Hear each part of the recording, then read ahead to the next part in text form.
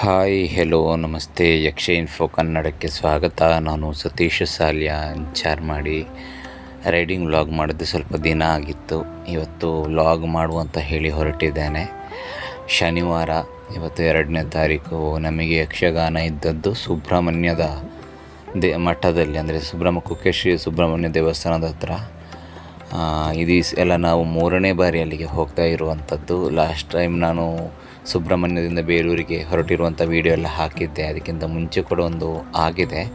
So 3ನೇ ಬಾರಿ ಕೂಡ ಸುಬ್ರಹ್ಮಣ್ಯಕ್ಕೆ ಹೊರಟಿದ್ದೇವೆ. ಇನ್ನೇನು ಯಕ್ಷಗಾನ ಮೇಳ ತಿರುಗಾಟಗಳು ಕಡೆಯ ಹಂತದಲ್ಲಿದೆ. ಇನ್ನು 22 ದಿನ ಅಥವಾ 23 ದಿನ ಏನೋ ಇದೆ ಅಷ್ಟೇ ಕಟೀಲು ಮೇಳ ಒಳಗಾಗುವುದಕ್ಕೆ. ಮೇಳ ಮತ್ತು 6 ತಿಂಗಳು ರೆಸ್ಟ್ ಇರುತ್ತೆ. ಹೀಗಿರುವಾಗ 26ನೇ ತಾರೀಕಿಗೆ ಕಡೆಯ ಪ್ರದರ್ಶನ ಕಟೀಲಲ್ಲಿ ಕೊಡಲಿಕ್ಕಿದ್ದೇವೆ. ಸೊ ನಮಗೆ ಇವತ್ತಿನ ದಿನ ಸುಬ್ರಹ್ಮಣ್ಯ ದೇವಸ್ಥಾನದಲ್ಲಿ ಯಕ್ಷಗಾನ ಇದ್ದದ್ದು. ಪ್ರಸಂಗ ತ್ರಿಜನ್ಮ ಮೋಕ್ಷ ಅನ್ನುವಂತಹ ಪ್ರಸಂಗ ಇತ್ತು.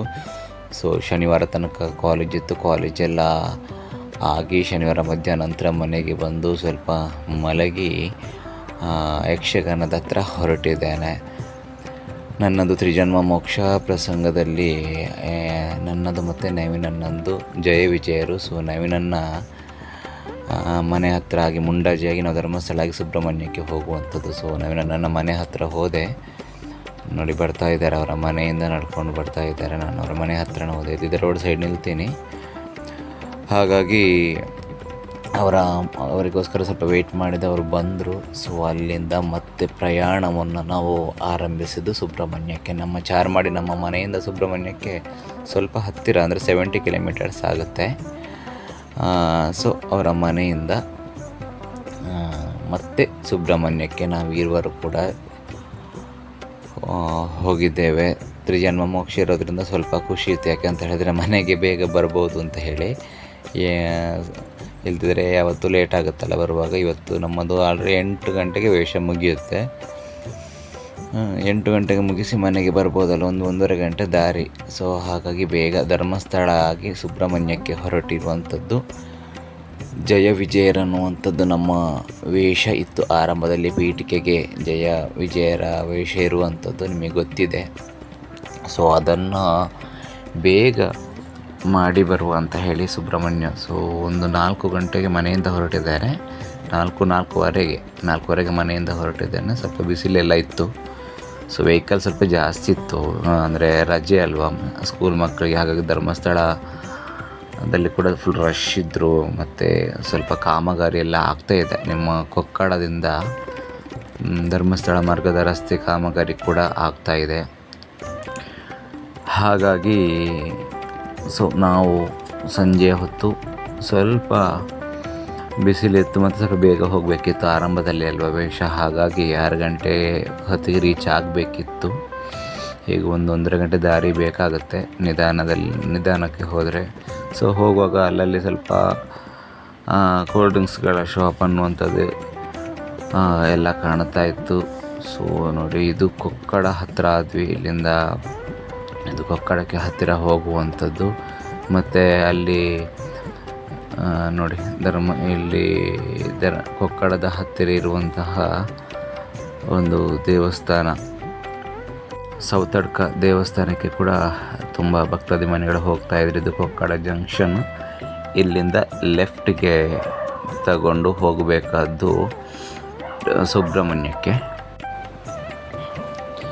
ವೆಹಿಕಲ್ಗಳು ಕೂಡ ತುಂಬ ಇತ್ತು. ಅದೇ ಹೇಳಿದೆಲ್ಲ, ಶಾಲಾ ಮಕ್ಕಳಿಗೆಲ್ಲ ಒಂದು ರಜೆ ಎಲ್ಲ ಇದೆ ಅಂತ ಹೇಳಿ ಗಾಡಿಗಳೆಲ್ಲ ತುಂಬ ಇತ್ತು. ಮತ್ತು ಅಲ್ಲಲ್ಲಿ ಕಾಮಗಾರಿ ಕೂಡ ಕೊಕ್ಕಡದಿಂದ ನಿಮ್ಮ ಆ ಕಡೆ ಕೂಡ ಸ್ವಲ್ಪ ವರ್ಕ್ಗಳೆಲ್ಲ ನಡೀತಾ ಇದೆ. ರಸ್ತೆ ಅಗಲೀಕರಣದ ಕಾರ್ಯಗಳೆಲ್ಲವೂ ಕೂಡ ನಡೀತಾ ಇತ್ತು. ಸೊ ನಾವು ನಾನು ನವೀನನ್ನ ಬೈಕಲ್ಲಿ ಮಾತಾಡಿಕೊಂಡು ಹೋಗ್ತಾ ಇದ್ದೆವು. ನಾನು ಆಲ್ರೆಡಿ ತುಂಬ ದಿನ ಆಗಿತ್ತಲ್ಲ, ನಾನು ರೈಡಿಂಗ್ ವ್ಲಾಗ್ ಮಾಡಲಿಕ್ಕೆ ಟೈಮು ಕೂಡ ಅಡ್ಜಸ್ಟ್ ಆಗೋದಿಲ್ಲ. ಬಟ್ ಇನ್ನು ಹೇಗಿದ್ದರೂ ಸ್ವಲ್ಪ ದಿನ ಇರುವಂಥದ್ದು. ನೋಡುವ, ಮುಂದೆ ಇನ್ನು 22 ದಿನ ಇದೆ, 23 ದಿನ ಇದೆ.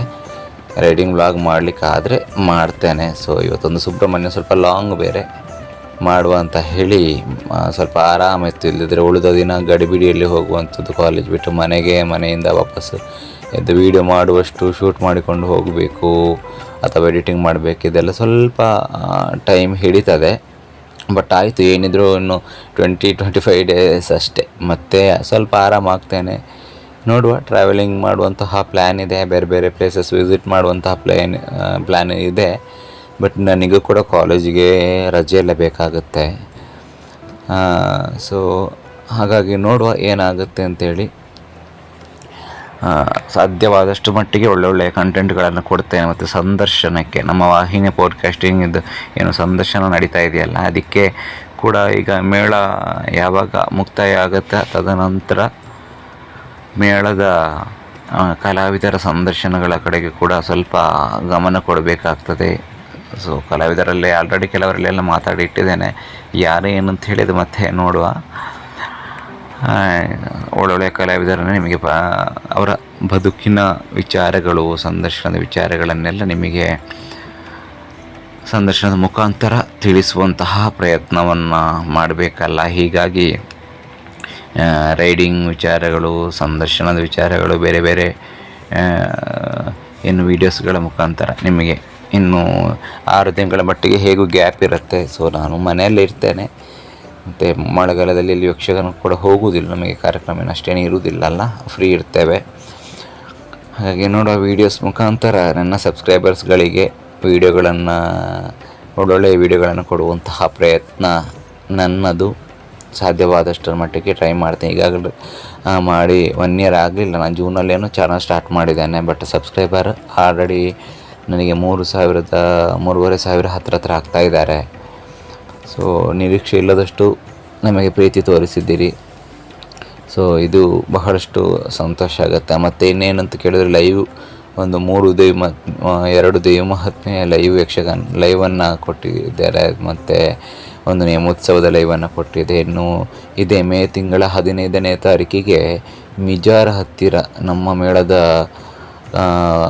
ಒಬ್ಬ ಕಲಾವಿದ ಅವರ ಮನೆಯಲ್ಲಿ ಯಕ್ಷಗಾನ ಕಾರ್ಯಕ್ರಮ ಇರುವಂಥದ್ದು. ಅಂದರೆ ಅವರ ಮನೆಯದ್ದೇ ಕಾರ್ಯಕ್ರಮ, ಅಲ್ಲಿ ದೇವಿ ಮಹಾತ್ಮೆ ಅನ್ನುವಂಥ ಪ್ರಸಂಗ ಇದೆ. ಸೊ ಲೈವ್ ನಮ್ಮ ಚಾನಲ್ಗೆ ಕೊಟ್ಟಿದ್ದಾರೆ. ಸೊ ಲೈವ್ ಅಂತ ಹೇಳಿದರೆ ನಮ್ಮ ಟೀಮ್ ಬರುತ್ತೆ, ಲೈವ್ ಕ್ಯಾಮರಾಮನ್ಗಳಾಗಲಿ ಎಡಿಟರ್ಸ್ ಎಲ್ಲ ಬರ್ತಾರೆ. ಲೈವ್ ಕೂಡ ನಮ್ಮ ವಾಹಿನಿಯಲ್ಲಿ ಕೊಡ್ತೇವೆ, ಆಲ್ರೆಡಿ ಇದೆ, ಬೇಕಾದರೆ ಹೋಗಿ ನೋಡಿ.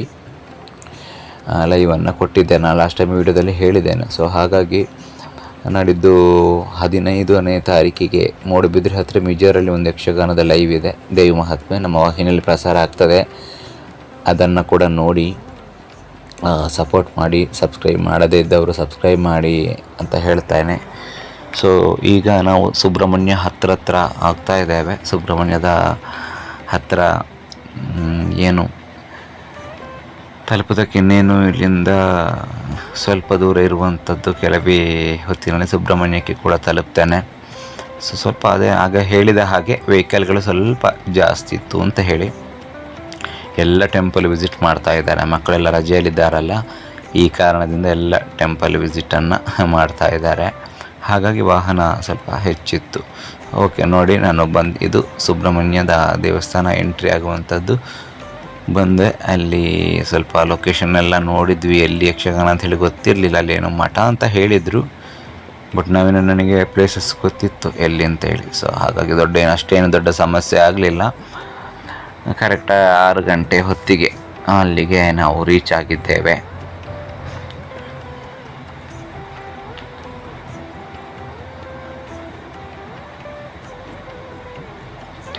ದೇವಸ್ಥಾನದ ಮುಂಭಾಗದಿಂದಲೇ ಹೋಗಬೇಕು. ಸ್ವಲ್ಪ ಮುಂದೆ, ಪೇಟೆಯಿಂದ ಚೂರು ಮುಂದೆ ಹೋದರೆ ಅಲ್ಲಿ ಒಂದು ಮಠದ ಹತ್ತಿರ ಕಾರ್ಯಕ್ರಮ, ಅಂದರೆ ಯಕ್ಷಗಾನ ನಮಗೆ ಇದ್ದಿರುವಂಥದ್ದು, ತ್ರಿಜನ್ಮ ಮೋಕ್ಷ ಅನ್ನುವಂತಹ ಪ್ರಸಂಗ.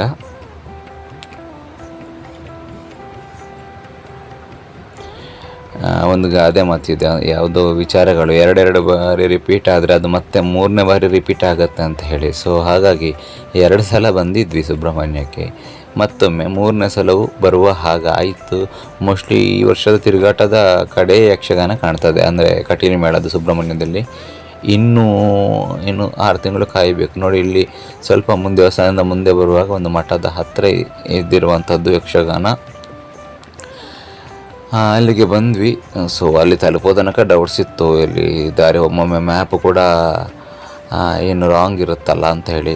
ಬಟ್ ಕರೆಕ್ಟ್ ಇತ್ತು. ನೋಡುವಾಗ ನಮ್ಮ ಮೇಳದ ಬಸ್ಸು ಲಾರಿ ಎಲ್ಲ ಕಾಣ್ತಾ ಇದೆಯಲ್ಲ ನೋಡಿ ಇಲ್ಲೇ. ಸೊ ಫೈನಲಿ ಲೊಕೇಶನ್ಗೆ ರೀಚ್ ಆದ್ವಿ 6 ಗಂಟೆ ಹೊತ್ತಿಗೆ. ಇಮಿಡಿಯೇಟ್ಲಿ ವೇಷಕ್ಕೆ ಕೂತ್ಕೊಳ್ಬೇಕಿತ್ತು, ಪೀಠಿಕೆ ವೇಷ ಅಲ್ವಾ, ಆ ಕಾರಣದಿಂದ ಬಂದು ಬೈಕೆಲ್ಲ ನಿಲ್ಲಿಸಿ ಸ್ವಲ್ಪ ಹೊತ್ತು ಬರುವಾಗ ಅಲ್ಲೇನೋ ಸೌಡು ಸರ್ಬತ್ ವ್ಯವಸ್ಥೆ ಇತ್ತಂತೆ. ಆ್ಯಂಡ್ ಗೋಳಿ ಬಜ್ಜಿ ವ್ಯವಸ್ಥೆಗಳು ಕೂಡ ಇತ್ತು ನೋಡಿ ಇಲ್ಲಿ ಯಕ್ಷಗಾನ ಆಗುವಂಥದ್ದು. ಅದಕ್ಕೆ ಮೊದಲು ಬಂದು ಸ್ವಲ್ಪ ಚೌಕಿಯಲ್ಲೆಲ್ಲ ವೇಷ ಮಾಡ್ತಾಯಿದ್ರು. ಮೊದಲು ಸನಕ ಸನಂದರು ಅನ್ನೋದಿಂದ ಆರಂಭ ಆಗುತ್ತೆ, ಮತ್ತು ಪೂರ್ವರಂಗದ ಎಲ್ಲರೂ ಕೂಡ ವೇಷವನ್ನು ಮಾಡ್ತಾಯಿದ್ರು.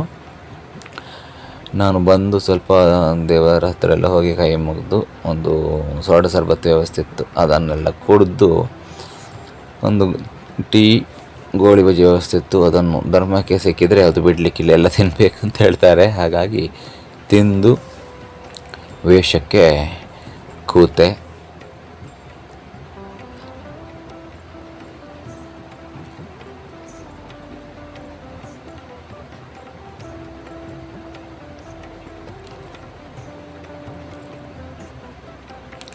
ಅಲ್ಲಿ ಗೋಳಿ ಬಜೆ ಚಟ್ನಿ ಎಲ್ಲ ಇತ್ತು, ಅದನ್ನು ಕೂಡ ತಿಂದು ನಮ್ಮ ಲಕ್ಷ್ಮಣ್ ತಾರೆಮರು ನನಗೆ ಚಹಾ ಕೊಟ್ಟರು. ಹಾಗಾಗಿ ಅವರು ಕೊಟ್ಟಂತಹ ಚಹಾವನ್ನು ಕುಡಿದು ನನ್ನ ವೇಷ ಕೂಡ ರೆಡಿ ಆಯಿತು. ನವೀನನ್ನು ಕೂಡ ರೆಡಿ ಆಗ್ತಾಯಿದ್ದು, ಜಯ ವಿಜಯರಲ್ವ, ಹಾಗಾಗಿ ಸೊ ವೇಷ ರೆಡಿಯಾಗಿ ಅಷ್ಟರಲ್ಲಾಗುವಾಗ ನನ್ನ ಕ್ಲಾಸ್ಮೇಟ್ ಒಬ್ಬಳು ಅಲ್ಲಿ ಇದ್ದಾಳೆ. ಅವಳು ಕೂಡ ಬಂದು ನನ್ನನ್ನು ಮಾತಾಡಿಸಿದ್ಲು. ಸುಬ್ರಹ್ಮಣ್ಯದಲ್ಲಿ ವರ್ಕ್ ಮಾಡ್ತಾ ಇದ್ದಾಳಂತೆ. ನನ್ನನ್ನು ಬಂದು ಮಾತಾಡಿದ್ಲು. ಮತ್ತು ಅವರೊಟ್ಟಿಗೆ ಇನ್ನೊಬ್ಬರು ಯಾರು ಸುಬ್ರಹ್ಮಣ್ಯದವರೇ, ಅವರು ಕೂಡ ನನ್ನ ಸಬ್ಸ್ಕ್ರೈಬರ್ ಅಂತೆ, ವೀಡಿಯೋ ಎಲ್ಲ ನೋಡ್ತೇನೆ ಅಂತ ಹೇಳಿದ ಅವರು ಮಾತಾಡಿದರು. ಸೊ ಅಂತೂ ನನ್ನ ವೇಷ ಕೂಡ ಎಲ್ಲ ಆಗಿ ಮತ್ತೆ ರಿಟರ್ನ್ ವೇಷ ಎಲ್ಲ ಮುಗಿಸಿ ನಾನು 8 ಗಂಟೆ ಹೊತ್ತಿಗೆ ಮನೆಗೆ ಹೊರಟೆ.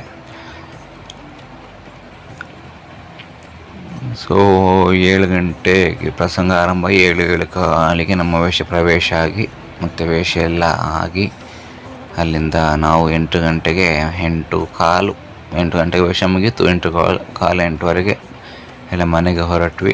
ಅಷ್ಟರಲ್ಲ ಆಗುವಾಗ ಹಿರಣ್ಯಾಕ್ಷ ಮತ್ತು ದೇವೇಂದ್ರನ ಯುದ್ಧದ ಭಾಗಗಳು ನಡೀತಾ ಇತ್ತು.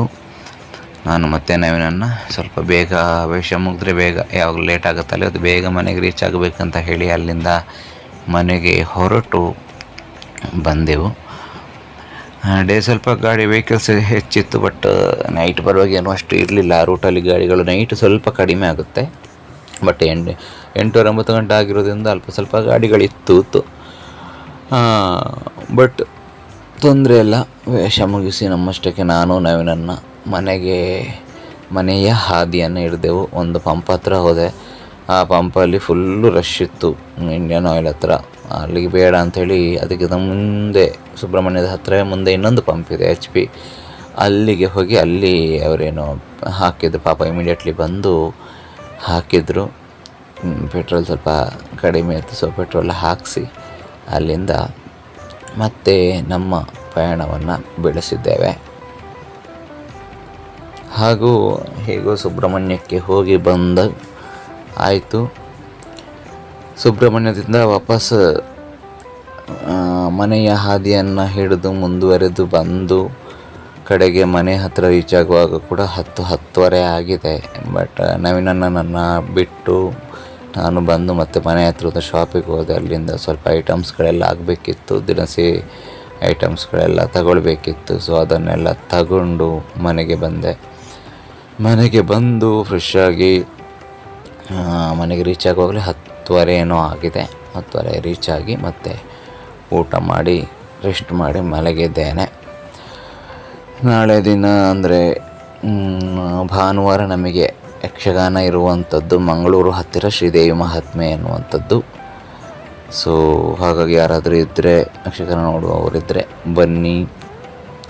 ಈ ವಿಡಿಯೋ ಯಾರೆಲ್ಲ ನೋಡ್ತಾ ಇದ್ದೀರಿ, ವಿಡಿಯೋವನ್ನು ಶೇರ್ ಮಾಡಿ, ಸಬ್ಸ್ಕ್ರೈಬ್ ಮಾಡದೆ ನೋಡ್ತಾ ಇದ್ದರೆ ದಯವಿಟ್ಟು ಸಬ್ಸ್ಕ್ರೈಬ್ ಮಾಡಿ ನಮ್ಮ ವಾಹಿನಿಗೆ ಸಪೋರ್ಟ್ ಮಾಡಿ ಅಂತ ಹೇಳುತ್ತಾ ಮುಂದಿನ ಮತ್ತೊಂದು ಲಾಗಲ್ಲಿ ನಿಮಗೆ ಸಿಗ್ತೇನೆ. ಅಲ್ಲಿಯವರೆಗೆ ನಮ್ಮ ವಾಹಿನಿಯನ್ನು ಹೀಗೆ ನೋಡ್ತಾ ಇರಿ. ಇದು ಯಕ್ಷ ಇನ್ಫೋ ಕನ್ನಡ, ಸತ್ಯ ವಿಚಾರಗಳ ಸ್ಪಷ್ಟ ಸುದ್ದಿ. ನಮಸ್ಕಾರ.